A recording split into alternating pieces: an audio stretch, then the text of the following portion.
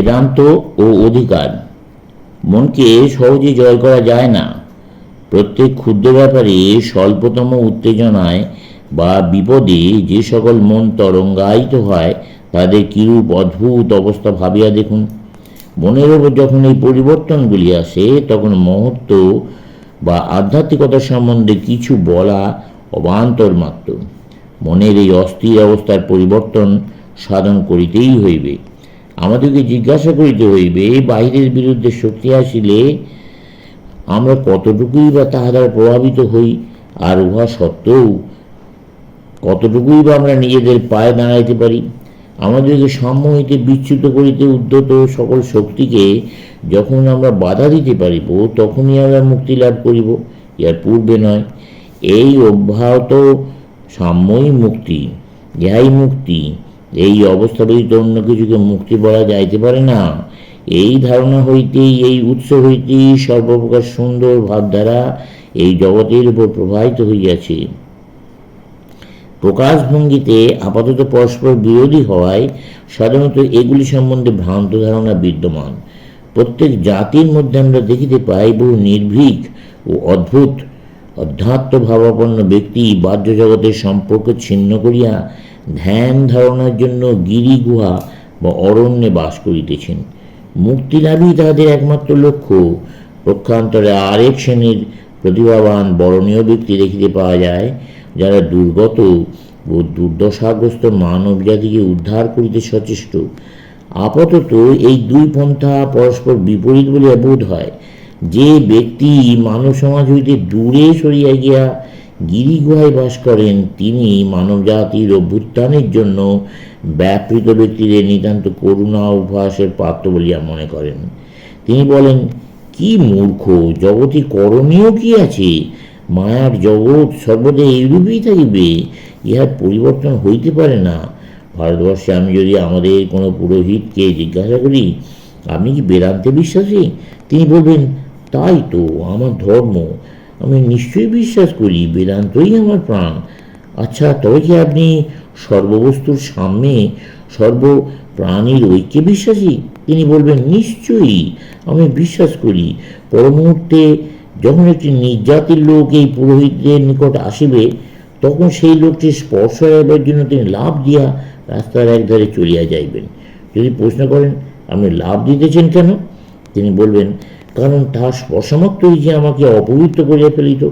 কিন্তু আপনি এই মাত্র তো বলিতেছেন আমরা সকলেই সমান। আপনি তো স্বীকার করেন যে আত্মাতে কোনো পার্থক্য নাই। উত্তরে তিনি বলবেন, ঠিকই, তবে গৃহস্থদের পক্ষে ইহা একটি তত্ত্ব মাত্র। যখন বনে যাইব তখন আমি সকলকে সমান জ্ঞান করিব।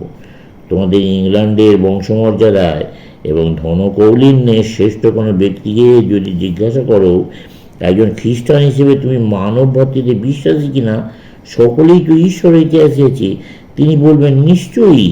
কিন্তু 5 মিনিটের মধ্যেই তিনি সাধারণ লোক সম্বন্ধে একটা কিছু অশোভন মন্তব্য করিয়া চিৎকার করিয়া উঠিবেন। তাহলে দেখা যাইতেছে হাজার হাজার বৎসর ধরিয়া মানব ভ্রাতৃত্ব একটি কথার কথা রূপে রহিয়া গিয়াছে, কখনোই ইহা কার্যে পরিণত হয় নাই। সকলে ইহা বুঝে সত্য বলিয়া ঘোষণা করে, কিন্তু যখনই তুমি তাহাদের ইহা কার্যে পরিণত করিতে বলিবে, তখনই তারা বলিবে ইহা কার্যে পরিণত করিতে লক্ষ লক্ষ বৎসর লাগিবে। একজন রাজার বহু সংখ্যক সভাসদ ছিলেন। তাদের প্রত্যেকেই বলতেন, আমার প্রভুর জন্য আমি আমার জীবন বিসর্জন করিতে প্রস্তুত। আমার মতন অকপট ব্যক্তি কখনো জন্মগ্রহণ করে নাই। কালক্রমে একজন সন্ন্যাসী সেই রাজার নিকট আসিলেন। রাজা তাকে বললেন, কোনোদিনই কোনো রাজা আমার মতন এতজন অকপট বিশ্বস্ত সভাসদ ছিল না। সন্ন্যাসী হাসিয়া বললেন, আমি আর বিশ্বাস করি না। রাজা বললেন, আপনি ইচ্ছা করলে ইহা পরীক্ষা করিয়া দেখিতে পারেন। ইহা শুনিয়া সন্ন্যাসী ঘোষণা করলেন, আমি একটি বিরাট যজ্ঞ করিব, যাহা দ্বারা এই রাজার রাজত্ব দীর্ঘকাল থাকিবে। অবশ্য একটি শর্ত আছে, যজ্ঞের জন্য একটি ক্ষুদ্র দুগ্ধ পুষ্করিণী করিতে হইবে। উহাতে রাজার প্রত্যেক সভাসদকে অন্ধকার রাত্রিতে 1 কলসি দুধ ঢালিতে হইবে। রাজা হাসিয়া বললেন, ইহা কি একটা পরীক্ষা? তিনি তার সভাসদগণকে তাহার নিকট আসিতে বললেন এবং কি করিতে হইবে নির্দেশ দিলেন। তারা সকলে সেই প্রস্তাবে সানন্দ সম্মতি জ্ঞাপন করিয়া গিয়ে ফিরিলেন। নিশিত রাত্রিতে তাহারা আসিয়া পুষ্করিণীতে সহস্র কলসি শূন্য করিলেন, কিন্তু প্রভাতে দেখা গেল পুষ্করিণীটি কেবল জলে পূর্ণ। সভাসদগণকে একত্র করাইয়া এই ব্যাপার সম্বন্ধে জিজ্ঞাসা করা হইল। তাদের প্রত্যেকেই ভাবিয়াছিলেন, যখন এত কলসি দুধ ঢালা হইতেছে, তখন তিনি যে জল ঢালিতেছেন তাহা কেউ ধরিতে পারিবে না। দুর্ভাগ্যক্রমে আমাদের মধ্যে অধিকাংশেরই এইরূপ ধারণা। গল্পের সভাসদগণের ন্যায় আমরাও স্ব-স্ব-ভাগের কাজ ওইরূপে করিয়া যাইতেছি। পুরোহিত বলেন, জগতে এত বেশি ঐক্যের বোধ রহিয়াছে যে আমি যদি আমার ক্ষুদ্র অধিকারটুকু লইয়া থাকি, তাহলে তা কেউ ধরিতে পারিবে না। আমাদের ধনীরাও অনুরূপ বলিয়া থাকেন। প্রত্যেক দেশে উৎপীড়করা এরূপ বলে। উৎপীড়কদের তুলনায় উৎপীড়িতদের জীবনে বেশি আশা আছে।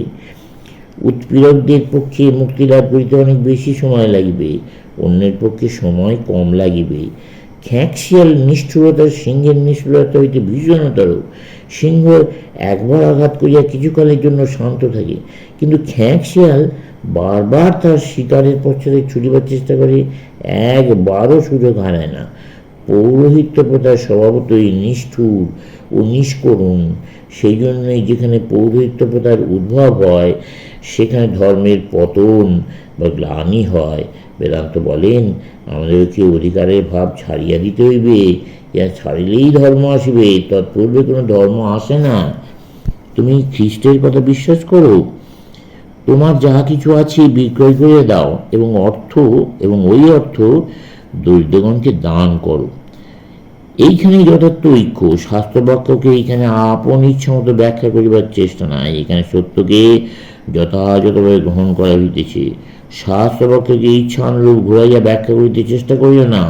আমি শুনিয়াছি এইরূপ বলা হয় যে মুষ্টিমেয় ইহুদি যাহারা যিশুর উপদেশ শুনিতেন, তাহাদিগকেই কেবল এই উপদেশ দেওয়া হইয়াছিল। তাহলে অন্যান্য ব্যাপারেও এই যুক্তি প্রয়োগ করা যাইতে পারে। তবে তাহারা অন্যান্য উপদেশও শুধু ইহুদিদের জন্য বলা যাইতে পারে। ইচ্ছানুরূপ শাস্ত্রের ব্যাখ্যা করিও না, যথার্থ সত্যের সম্মুখীন হইবার সাহস অবলম্বন করো। যদি বা আমরা সত্যে উপনীত হইতে না পারি, আমরা যেন আমাদের দুর্বলতা অক্ষমতা স্বীকার করি, কিন্তু আমরা যেন আদর্শকে ক্ষুণ্ণ না করি। আমরা যেন অন্তরে এই আশা পোষণ করি, কোনো দিন আমরা সত্যি উপনীত হইবই। আমরা ইহার জন্য যেন সচেষ্ট থাকি। আদর্শটি এই, তোমার যাহা কিছু আছে বিক্রয় করিয়া দরিদ্রগণকে ওই অর্থ দান করো এবং আমাকে অনুসরণ করো।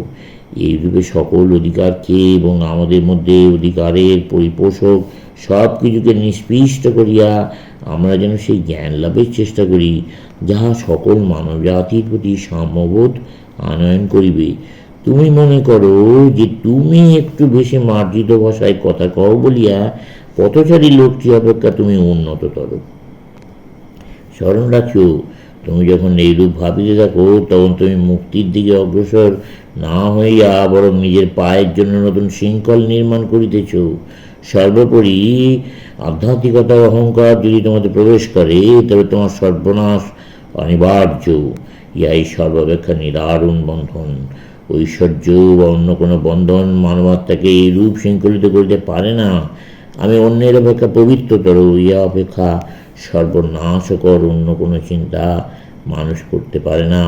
তুমি কি অর্থে পবিত্র? তোমার অন্তঃস্থিত ঈশ্বর সকলের অন্তরে অবস্থিত। তুমি যদি এই তত্ত্ব না জানিয়া থাকো, তাহলে তুমি কিছুই জানো নাই। পার্থক্য কি করিয়া থাকিবে? সব বস্তুই এক। প্রত্যেক জীবই সেই সর্ববৃহৎ মহৎ মহিয়ান ঈশ্বরের মন্দির। তুমি যদি ইহা দেখিতে পারো তবে ভালো, যদি না পারো তবে আধ্যাত্মিকতা লাভ করিতে তোমার এখনো যথেষ্ট বিলম্ব আছে। সমাপ্ত।